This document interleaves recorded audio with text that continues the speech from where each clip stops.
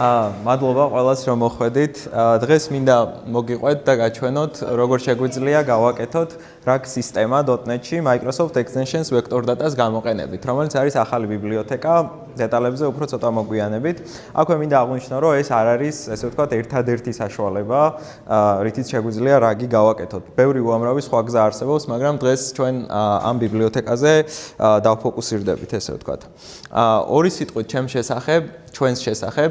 მე ვარ ირაკლი გაბისონია, .NET Georgia-ს co-founder-ი, მუშაობ ხარ როგორც senior software engineer-ი Andromeda-ში. ძირითადად მუშაობ back-end-ის მიმართულებით, თუმცა AI ML-ის გარშემოც ვტრიალებ და ვარჩევ მსგავს თემატიკას. რაც შეეხება Lacrimos-ას გაგაცნობთ დემოზე, დემო პროექტი გვექნება ბოლოს და მანდ გავიგებთ მასზე, ესე ვთქვათ. დღევანდელი აჯენდა გამოიყურება ესე. ზოგადად მიმოვიხილავთ AI-ს, რა მდგომარეობა 2025 წელს, რა არის LLM-ების ძლიერი მხარე, რა ლიმიტაციები აქვს და ასე შემდეგ. გავივლით embedding-ებს, vector store-ებს, რა არის ზოგადად, როგორ მუშაობს, რაში გვჭირდება და ასე შემდეგ. ბოლოს გადავალთ RAG-ზე, მიზანს განვიხილავთ, როგორ მუშაობს და რა პრობლემას აგვარებს. ბოლოს უკვე Microsoft specific ნაწილზე გადავალთ, განვიხილავთ ამ ბიბლიოთეკას და მის დეტალებსაც ჩავეძიებით. და ბოლოს end-to-end demo გვექნება, სადაც კოდის დონეზე ვნახავთ, როგორ ვიყენებთ ამ ბიბლიოთეკას. კარგი. რა ხდება AI-ში დღეს? მოდი პირველ ნაწილზე დავიწყებთ ზოგადი ცნებებით და მერე უფრო ტექნიკურ მხარეზეც გადავალთ. LLM-ები, large language model-ები არის ყველაზე აქტუალური და ცხელი ტოპიკი დღესდღეობით და ბოლო რამდენიმე წელია. როგორც ვიცით, LLM-ი არის ხელოვნური ინტელექტის სისტემა, ნეირონული ქსელი, რომელიც რაღაც უზარმაზარ ინფორმაციაზეა დატრენინგებული და დადიზაინებულია ისე, რომ მას შეუძლია, ესე ვთქვათ, ადამიანის მსგავსად აზრობრივად გაიგოს და დააგენერიროს ტექსტი. LLM-ების გამოჩენით AI ინდუსტრია ძალიან შეიცვალა, თუმცა LLM-ების გამოჩენის საწყის წლებთან შედარებით დღეს გვაქვს ცოტა განსხვავებული სურათი. რაც გულისხმობს იმას, რომ თავიდან თუკი ცდილობდნენ, რომ უბრალოდ უფრო დიდი მოდელები შეექმნათ, უფრო მეტი პარამეტრებით, უფრო დიდ დატასეტზე დაეტრენინგებინათ ეს მოდელები, დღესდღეობით ცდილობენ, რომ უფრო გამოსადეგი გახადონ ეს მოდელები, კონდეთ უფრო ნაკლები ჰალუცინაციები, შევძლოთ, რომ ჩვენი რაღაც private ინფორმაცია, იქნება ჩვენი თუ კომპანიის ინფორმაცია, რომელზეც წვდომა LLM-ს დატრენინგების მომენტში არ ქონდა, შევძლოთ მივაწოდოთ და დავაკავშიროთ, ესე ვთქვათ, ეგ ყველაფერი.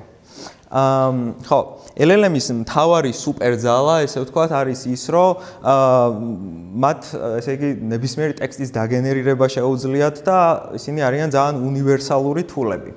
ხო, შეუძლიათ რთული ტექსტების გენერაცია, კოდის დაგენერირება და ბევრი სხვა რამე. და ესე იგი, მათ აქვთ რაღაც ბევრი ინფორმაცია, არ აქვთ ისეთი რაღაცები, რაც დატრენინგების მომენტში არ ქონდათ. ეს არის მათი ლიმიტაცია, ესე ვთქვათ რა. და ამისთვის არსებობს ზუსტად ისეთი საშუალებები, როგორც არის fine tuning-ი მაგალითად RAG-ი და დღეს ჩვენ ზუსტად RAG-ზე ვისაუბრებთ. ხო. სანამ RAG-ზე გადავალთ და უშუალოდ მის დეტალებს განვიხილავთ, მინდა რომ ცოტა ფუნდამენტურ საკითხებს შევეხოთ, როგორიც არის embedding-ები, ვექტორები და ვექტორული მონაცემთა ბაზები.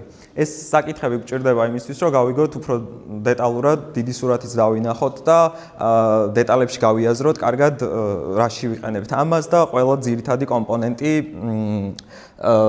გავიაზროთ, როგორ მუშაობს, მოკლედ. ხო. ადამიანები ტრადიციულად ინფორმაციას გამოვსახავთ და გამოვსახავდით რაღაც სიმბოლოების გამოყენებით. თუმცა ეს სიმბოლოები, ესე ვთქვათ, ზოგადად machine learning-ში და კომპიუტერებისთვის, ანუ AI სისტემებისთვის არ არის მისაღები ფორმატი. აქაც კომპიუტერებს ყველაზე კარგად, რაც ესმის, არის რიცხვები.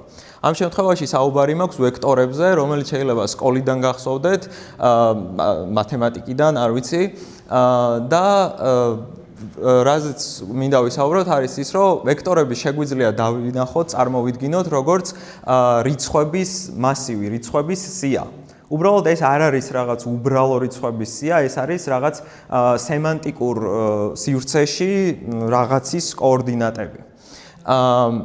ეს არის, მოკლედ რაღაც სემანტიკური მნიშვნელობის მატარებელი. ორი ვექტორი თუ კი ერთმანეთთან ახლოს არის, მოდელისთვის ეს იმას ნიშნავს, რომ ეს ორი რაღაც იდეურად, სემანტიკურად, შინაარსით ერთმანეთთან არის დაკავშირებული. აქვე ისიც ვთქვათ, რომ ნებისმიერი ინფორმაციის წარმოდგენა შეგვიძლია ვექტორების სახით. შემდეგი ერთ-ერთი უმნიშვნელოვანესი კომპონენტი არის ემბედინგი. ემბედინგი არის ზუსტად ნებისმიერი ინფორმაციის ვექტორული წარმოდგენა. არ აქვს მნიშვნელობა ეს ინფორმაცია იქნება ტექსტური, სურათი, აუდიო ფაილი თუ რა, ნებისმიერი სახის ინფორმაცია შეგვიძლია წარმოვადგინოთ ვექტორებად, ანუ ემბედინგად. ემბედინგის ერთ-ერთი მნიშვნელოვანი კომპონენტი ის არის, რომ ის ინახავს სემანტიკურ მნიშვნელობას, ანუ რაღაც ზედაპირულ სახეს არა და სემანტიკას ასევე გამოსახავს, რაც იმას ნიშნავს, რომ ორი ტექსტი, რომელიც შეიძლება საერთოდ სხვადასხვა სიტყვებით იყოს დაწერილი, ეგ ორი ტექსტი შეიძლება სემანტიკურად ერთნაირი იყოს, შესაბამისად მათი ვექტორები, როგორც ვთქვით, ახლოს იყოს ერთმანეთთან. ამის მაგალითად შეგვიძლია ვთქვათ რამე სიტყვა, მაგალითად cat და car, რომელიც, ანუ სიმბოლოები გავს ძალიან, თუმცა სემანტიკურად ერთმანეთის მსგავსი არანაირად არ არის. მაგრამ თუ დაუშვათ ავიღებთ cats და dogs, ანუ ძაღლს, შეიძლება კი არა, ეგ ორი აუცილებლად ერთმანეთთან ახლოს იქნება. ხო, ბოლოს, რაც ვთქვით, რომ ნებისმიერი ინფორმაცია შეგვიძლია წარმოვადგინოთ ვექტორებად და ეს ვექტორები სადღაც უნდა შევინახოთ. ამისთვის გვაქვს ზუსტად ვექტორული მონაცემთა ბაზები და ეს ვექტორული მონაცემთა ბაზები არის ისეთი მონაცემთა ბაზები, რომლებიც ამ რაღაც დიდ ზღვა ინფორმაციას, რომლებიც არის დიდი რიცხვები, ეფექტურად ემუშავება. რა გვჭირდება, ესე იგი, რანაირად უნდა ვემუშაოთ და რა სახის ოპერაციები უნდა ჩავატაროთ. პირველ რიგში, რაც ყველაზე მთავარია, ზუსტად აი ამ სემანტიკური სიმილარითის ძებნაა, ყველაზე მნიშვნელოვანი საკითხი და ზუსტად ამაში გვეხმარებიან ისინი. ხო, არსებობს სპეციალურად ამ მიზნით შექმნილი მონაცემთა ბაზები, როგორც არის მაგალითად Qdrant, Pinecone და ასე შემდეგ. ბევრი სხვა არის, ძირითადად ესენია ტოპში მაინც და ეს ბაზები აკეთებენ მხოლოდ ერთ რაღაცას და ეს არის ზუსტად ვექტორებთან მუშაობა და ამას აკეთებენ ძალიან კარგად. თუმცა დღეს ტრადიციული მონაცემთა ბაზები, როგორც არის SQL მონაცემთა ბაზები, მაგალითად Postgre, დაუშვათ NoSQL-იც, Mongo მაგალითად, MS SQL და ასე შემდეგ, ყველა ამატებს ვექტორების support-ს და ყველა გვიმარტივებს, რომ ვემუშაოთ ვექტორებს, ესე ვთქვათ. დღევანდელი დემოც ზუსტად იქნება PostgreSQL-ის გამოყენებით და გამოვიყენებთ extensions PG vectors. ხო, როდის უნდა ავირჩიოთ, მოკლედ რომელი ავირჩიოთ, ესე ვთქვათ, რაღაც SQL ბაზა თუ რაღაც სპეციფიური ვექტორ ბაზა. ეს არის დამოკიდებული, რა თქმა უნდა, scale-ზე და იმაზე, რისი მიღწევა გვინდა ზოგადად. ხო, ეხლა უკვე გადავიდეთ რაგზე. როგორც ვთქვით, LLM-ები არიან ძალიან მაგარი რაღაც თულები, რომლებიც ტექსტს კარგად აგენერირებენ, შეუძლიათ მათი დამუშავება და ასე შემდეგ. თუმცა LLM-ი არის, ესე ვთქვათ, გაყინული snapshot-ი, ანუ როცა დაატრენინგეს LLM-ი, მხოლოდ აი მაგ დატრენინგების პროცესამდე მიღებული ინფორმაცია აქვს და არანაირი დეტალი არ აქვს დაუშვათ დღევანდელ მიმდინარე მოვლენებზე. და მით უმეტეს თქვენს რაღაც private ინფორმაციაზე, რაც შეიძლება იყოს თქვენი კომპანიის ინფორმაცია, არ ვიცი, დაუშვათ რაღაც პაციენტების ინფორმაცია და ასე შემდეგ, რასაც ესე public-ად სადმე არ გამოვდგამდით. ხო, LLM-ების პრობლემა, რაც ვთქვით, არის ერთ-ერთი ჰალუცინაციები, მაგალითად, რაშიც მოვიაზრებ იმას, რომ როცა LLM-ს რაღაც კონტექსტი არ აქვს, რაღაც ინფორმაცია არ აქვს, იმის ნაცვლად, რომ პასუხად გვითხრას დაუშვათ არ ვიცი, ამის ნაცვლად რაღაცა bullshit-ი შეიძლება მოიფიქროს და რაღაც აბსურდული პასუხი გაგვცეს. და მერე იწყება, რომ შენ ეუბნები, რომ არა ეს ესე არ არის, ის გეუბნება, რომ you are absolutely right და რაღაც ეგ ლუპი. ხო, იდეა და ამ პრობლემის მოსაგვარებლად ხსნელი არის რაგი ერთ-ერთი, რომელიც შეგვიძლია წარმოვიდგინოთ როგორც LLM-ისთვის დამატებით გარე მეხსიერება. და როგორ მუშაობს ახლა ეს? აქ მოდი გადავიაროთ უბრალოდ მუშაობის ალგორითმი, ესე ვთქვათ და მე უფრო გრაფიკულად გაჩვენებთ მაგ ყველაფერს. პირველი არის, როცა იუზერი რაღაც კითხვას სვამს, ანუ საწყისი პრომპტი გვაქვს პირობითად, ჩვენ რასაც ვაკეთებთ არის, რომ ჩვენს სისტემაში გვაქვს ჩვენი დოკუმენტები, ეს private ინფორმაცია, რაც ვახსენე, უკვე ემბედინგება წარმოდგენილი სადღაც და რომელიღაც vector store-ში შენახული. შესაბამისად, შემდეგ რასაც ვაკეთებთ, ამ user-ის query-დან დავაგენერირებთ embeddings, ვეძებთ, არ ვიცი, top 5-ს მაგალითად, top 3 მსგავს დოკუმენტს ჩვენს ბაზაში და შემდეგ ამოვიღებთ ამ დოკუმენტს და ძირითად პრომპტს ვამატებთ. ეგ არის ზუსტად დამატებითი რაღაც ინფორმაცია, რომ შევუქმნათ კონტექსტი, ესე ვთქვათ. შემდეგ LLM-ს უკვე დამატებით აქ ეს ინფორმაცია, არც ჰალუცინაცია მოხდება და დეტალურად დაამუშავებს ამ ყველაფერს და რესპონსიც უფრო ზუსტია. რატო არის ეგ მნიშვნელოვანი? როგორც მიწერია, ეს ყველაფერი სიზუსტეს მატებს LLM-ს, ანუ მეტი კონტექსტი ნიშნავს, რომ უფრო სწორი ინფორმაცია აქვს. რაგის გამოყენების დროს არ გვჭირდება, რომ გადავატრენინგოთ ჩვენი მოდელი, ანუ მოდელი არ იცვლება, ჩვენ უბრალოდ რაღაც ინფორმაციას ყოველ ჯერზე ვამატებთ და ეს შეიძლება იყოს, არ ვიცი, ნიუსების ვებსაიტიდან პირობითად ყოველ 5 წუთში ერთხელ ახალი რაღაც ნიუსი იწერება. აღარ არის საჭირო, რომ გადავატრენინგოთ მოდელი, მოდელი უცვლელი რჩება და ჩვენ უბრალოდ ინფორმაციას ვამატებთ და ვამატებთ.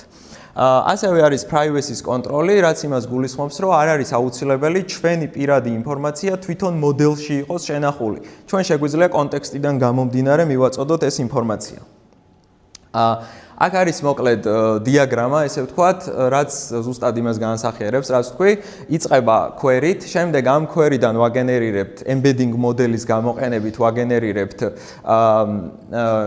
ვექტორებს, შემდეგ ვეძებთ ჩვენს vector storage-ში, ამოვიღებთ ამ დეტალებს, გავამდიდრებთ კონტექსტს, შევაჯამებთ ამ ყველაფერს პრომპტთან ერთად, გადავცემთ LLM-ს, LLM-ი გვიბრუნებს response. ეს არის ძალიან basic არქიტექტურა რაგის და ხო, ეხლა მივადგეთ Microsoft-ის specific ნაწილს. ეს არის Microsoft Extensions Vector Data, რომელიც არის ძირითადად შეგვიძლია წარმოვიდგინოთ, რომ არის აბსტრაქცია იმის, თუ როგორ შეგვიძლია ვემუშაოთ ვექტორულ მონაცემთა ბაზებს. ეს არის open source პროექტი, რომელიც რამდენიმე თვის წინ დარილიზდა, ჯერჯერობით არის semantic kernel-ის ნაწილი, შეგიძლიათ მაგ რეპოზიტორიში ნახოთ, თუმცა მალე გავა ცალკეც. კარგი ის არის, რომ არის სრულად ინტეგრირებული როგორც semantic kernel-თან, ისე სხვა .NET-ის ბიბლიოთეკებთან, რომელიც AI-ის ჭრილში გამოიყენება.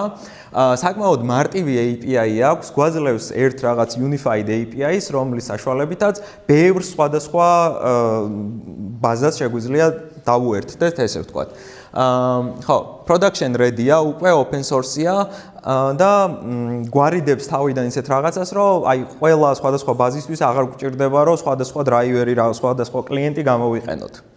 ძირითადი კომპონენტები გადავიაროთ, ამ ყველაფერს კოდშიც შევხედავთ, მაგრამ ზოგადი წარმოდგენა რომ გქონდეს, პირველი ძირითადი კომპონენტი არის vector store, რომელიც თვითონ ესე ვთქვათ წარმოადგენს იმას, რომ რაღაც კოლექციებს ვემუშაოთ, ანუ ამ ვექტორულ კოლექციებს ვემუშაოთ. ეს არის საწყისი, რუთი, ესე ვთქვათ რაღაც.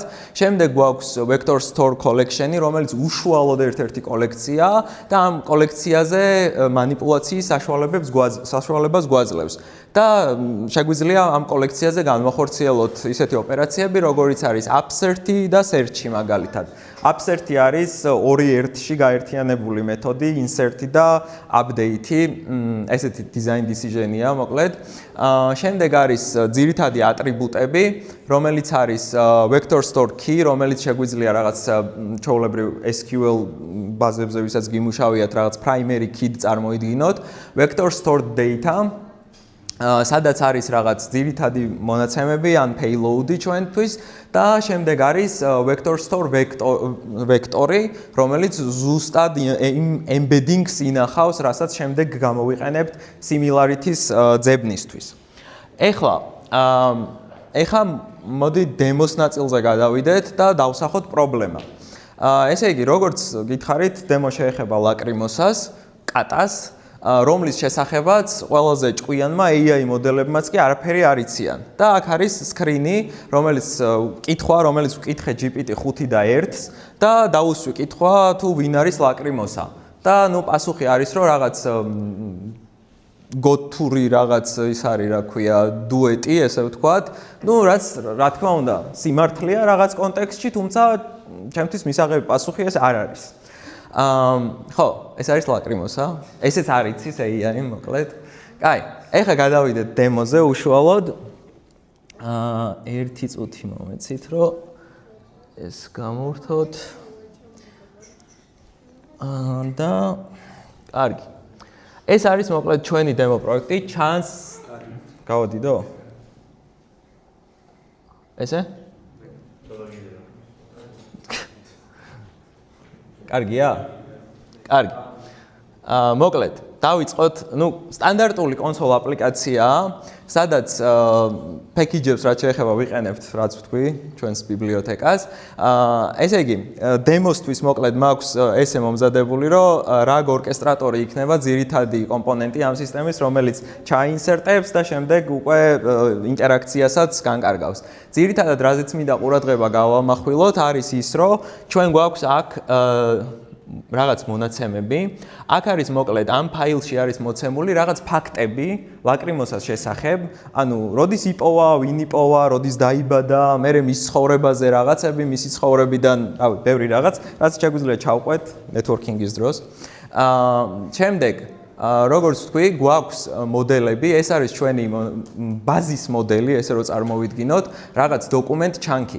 ამაზე სანამ უშუალოდ ბიბლიოთეკის ნაწილს ავხსნი, მინდა რომ ზოგადად აი ამ ჩანკების ნაწილზე ვისაუბრო ცოტა.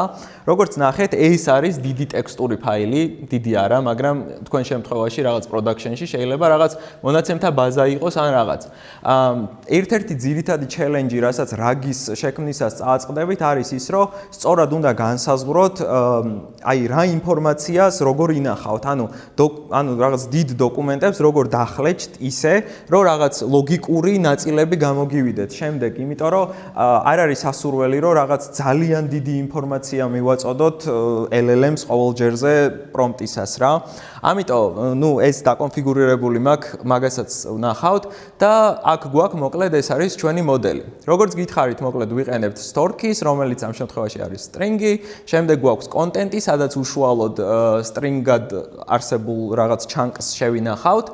ეს როგორც გითხარით არის vector store data. შემდეგ გვაქვს source-ი არის უბრალოდ რა ნაწილიდან მოხდა ამ chunk-ის აღება, chunk index-ი გვაქვს, ასევე ესეც data-ა და ბოლოს გვაქვს embedding-ი, რომელიც არის კონტენტიდან გამომდინარე. კონტენტი ზევით რაც ვახსენე ეგ არის.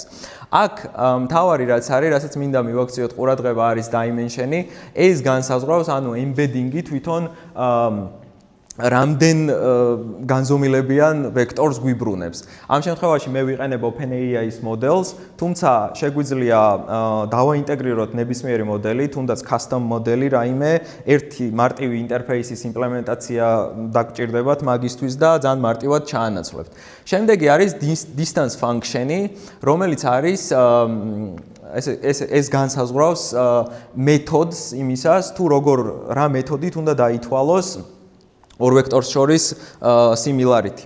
არის ბევრი მეთოდი, მაგალითად cosine similarity გვაქვს აქ და არის კიდევ რავი, ძალიან ბევრი რაღაც რა და ეს ყველაფერი უნდა აირჩიოთ იმის მიხედვით, თუ რა ამოცანაზე მუშაობთ. მაგალითად, ტექსტური similarity-ის ჭრილში ცნობილია, რომ ეს რაღაც ისა ფუნქცია არის კარგი და კარგი წარმადობა აქვს, იგივეა მაგალითად იმიჯებზე ვიცი და სხვა შემთხვევებში დავუშვათ აუდიოსთვის შეიძლება რამე სხვა იყოს უკეთესი ფიტი თქვენი იმისთვის. ხო, შემდეგ გვაქვს ორი ნაწილი, ორი სერვისი, როგორც გითხარით, RAG ორკესტრატორი, რომელიც ყველაფერს ამ პროცესის ორკესტრაციას მოახდენს და ეს არის სერვისი, სადაც ჩანკებად დახლეჩვას გავაკეთებთ. აქ რო გაჩვენოთ მაგალითად, აი აქ მაქვს ჩანკების ზომის კონფიგურაცია. რაც იმას ნიშნავს, რომ აი რა ზომის ჩანქი უნდა გავსაზღვროთ, ან დოკუმენტი რამხელა ტექსტი იქნება, ოვერლაპი რამდენი ექნება, ოვერლაპი ზუსტად იმისთვის გამოიყენება, რომ რაღაც კონტექსტი არ დავკარგოთ და გარშემო რაღაც დამატებითი ინფორმაცია გქონდეს. შემდეგ რაგისთვის გვაქვს system prompt-ი, ეს არის ძირითადი prompt-ი, რაც ჩვენთვის გამოსადეგი იქნება, ამას მე დავმერჯავთ user prompt-თან და დავამატებთ იმ ინფორმაციას, რასაც ჩვენს მონაცემთა ბაზაში ამოვიღებთ და ვიპოვით. კარგი, შეგვიძლია რომ უკვე გავუშვათ, მოდი ეს ცოტა დროს აიღებს.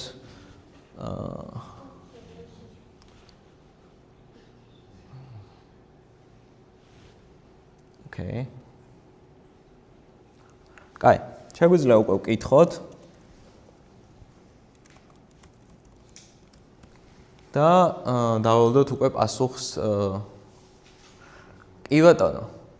ამ შემთხვევაში უკვე განსხვავებული დეტალები დაგვიბრუნა. ეს ყველაფერი იმიტომ მოხდა, რომ როგორც ვთქვით, მოკლედ ჩვენთან დაინდექსებული, აი როგორც ხედავთ, source.txt-დან აღებული რომელიღაც ჩანქიდან სკორით იპოვა ეს, ორი დოკუმენტი გააყოლა და შემდეგ უკვე LLM-ს შეექმნა კონტექსტი და ამ კონტექსტიდან გამომდინარე შეუძლია უკვე რაღაც რეალური პასუხი დაგვიგენერიროს რაღაც ბენდის სახელის ნაცვლად.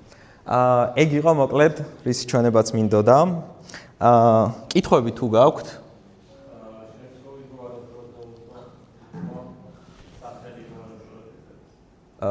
რისი? ლაკრიმოსა?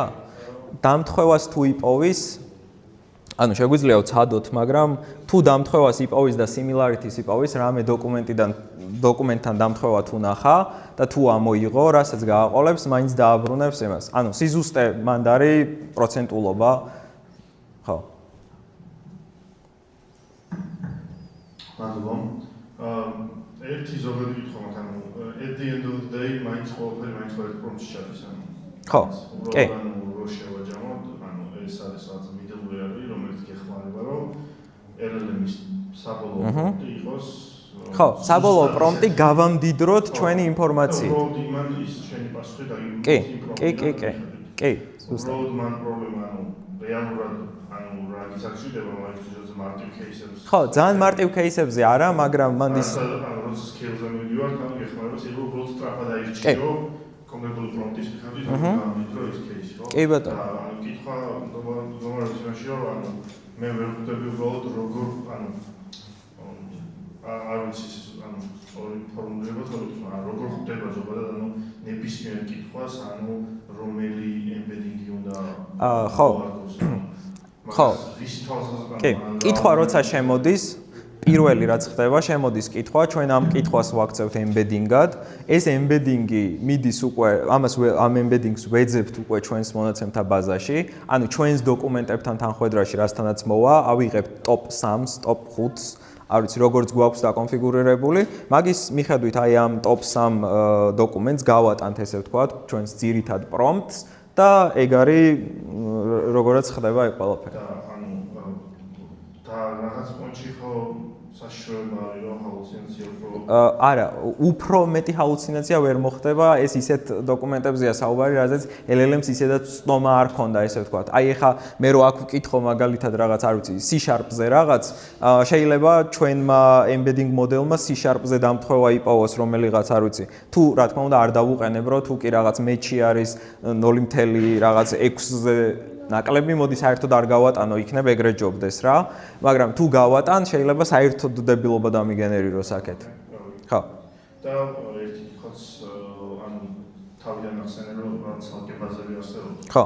მაგრამ ცოტა პოსტგრესაც აქვს ის PG-ში. ანუ რა დეტალები შეიძლება ავარჩიო, მაგრამ ანუ იმენ ხო. ის გამოვიყენო რაგის დეტალს თუ პოსტგრეამს. კი, ძირითადი მუღამი არის scale-ი, რა თქმა უნდა. აი Qdrant-ი მაგალითად, რომელსაც ალბათ არ გამოიყენებ, თუ კი რაღაც მართლა, რაღაც დიდი მოდელი არ გაქვს, შენ თვითონ არ აკეთებ ამ მოდელს და ასე შემდეგ. იმიტომ რომ მან რა თქმა უნდა ბევრი რაღაც შემოდის, როგორც არის მაგალითად მაგის მენეჯმენტი, ასე შემდეგ. და რავი, Postgre არის მარტივი საშუალება, რომელიც რავი, ბევრ რაღაცას გიკმაყოფილებს და რაღაც scale-ს როცა მიაღწევ, უკვე შეგიძლია გადაერთო რა. კითხები მაინც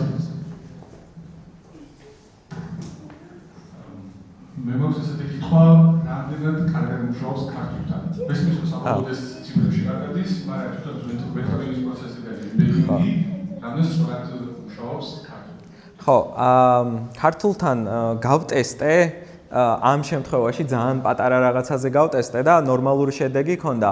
OpenAI-ის მოდელები გამოვიყენე, ეგ ყველაფერი მაინც დამოკიდებულია საბოლოოდ თვითონ embedding მოდელზე. Embedding-იც გენერირდება მოდელის გამოყენებით და embedding მოდელმა უნდა იცოდეს სემანტიკა, ესე ვთქვათ. ქართულ სემანტიკას თუ ვერ ვასწავლით, მაგ შემთხვევაში აზრი არ აქვს. ძირითადად მაინც ალბათ უფრო უცხოურ ინგლისურ და ასე შემდეგ. ოკეი, და მე მითხომა Gemini-ის მოდელი თუ გამოვიდა. არა, Gemini არ მიცდია, OpenAI და რამდენიმე ლოკალური რაღაც offline მოდელი რა. ოკეი, ალბათ.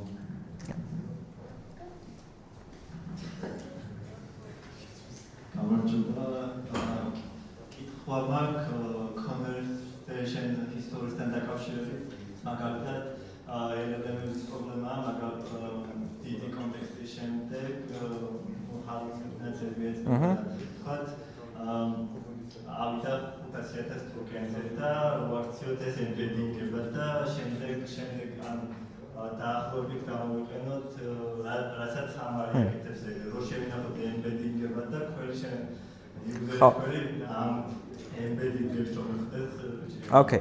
აქ თლიანი მუღამი ის არის, რომ history-ს არ ვინახავთ ამ შემთხვევაში რა.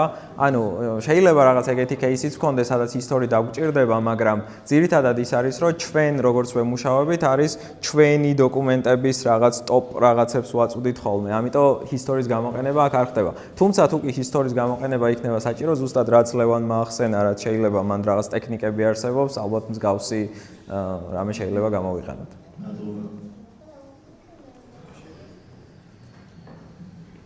გამარჯობა.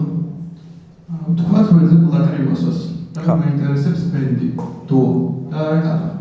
და მე უშვები მაგით ჩემს გადავაკონფიგურირებო ჩვენი კონტექსტი არ გაითვალისწინოს, გაითვალისწინოს ბეისიკები.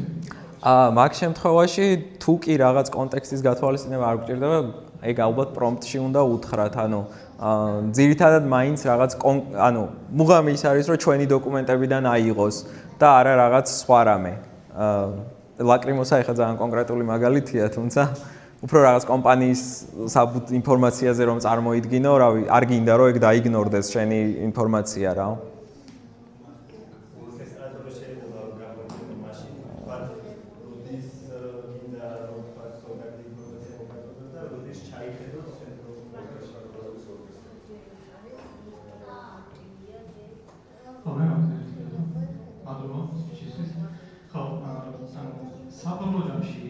ეს კონტექსტი მაინც plain text-ად უნდა გავაყოლოთ და სემანტიკური შედარება ხდება ლოკალურად, ამოკრება ყველაზე მიახლოებული სემანტიკური ნახოსყოფი ჩანაწერების და ეს იყო მე საბოლოოდ ისე plain text-ად თუ შეიძლება ვექტორებად გავაყოლოთ იმისთვის რომ თქვათ პირადი დატა შევიდეთ. არა, ვექტორებად ვერ გავაყოლებთ, იმიტომ რომ ეგ ვექტორები ჩვენთან ინახება შესაბამისად რაღაც კონკრეტულმა მოდელმა, სხვადასხვა მოდელები, ესე ვთქვათ, სხვადასხვა ვექტორებად გარდაქმნიან ამ ტექსტს. ამიტომ ეგ იქნება ერთი მოდელის მიხედვით დაგენერებული ვექტორებით, სხვა მოდელსაც შეიძლება დავზრუნოთ. არა, ხო, საქმეც ეგ არის ზუსტად, რომ სხვადასხვა მოდელი დაუშვათ სხვადასხვა ვექტორებს ინახავს. თან ჩვენ ხო LLM-ს ველაპარაკებით, LLM-ს ველაპარაკებით რაღაც ადამიანის მსგავსად, ესე ვთქვათ, ტექსტით ველაპარაკებით და შესაბამისად ტექსტური ინფორმაცია არის მისთვის მისაღები ამ შემთხვევაში. არის კიდე კითხვა? აგი?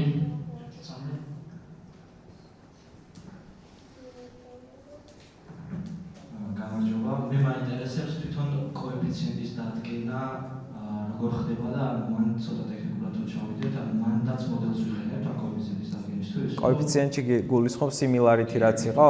Similarity-ს მოდელი ადგენს კი, ანუ რაღაც ტექსტი რაც გვაქვს, ორი ტექსტი, მანდ სემანტიკური ძებნა ხდება, რამდენად არის დამთხვევა, მაგას უკვე მოდელი გვიბრუნებს, რომ აი ეს არის კოეფიციენტი, დამთხვევის კოეფიციენტი და თუ გინდა გამოიყენე. ანუ wording-ი თუ ზუსტი არ იქნება, მაგ შემთხვევაში ქვემოთ მოდის, ესე ვთქვათ რა. ეგ არის აი და ის distance function-ები რაც ვთქვით, მაგის მიხედვით ითვლება რა. როდის რა distance functions გამოვიყენებთ, რა მეთოდით მოვძებნით.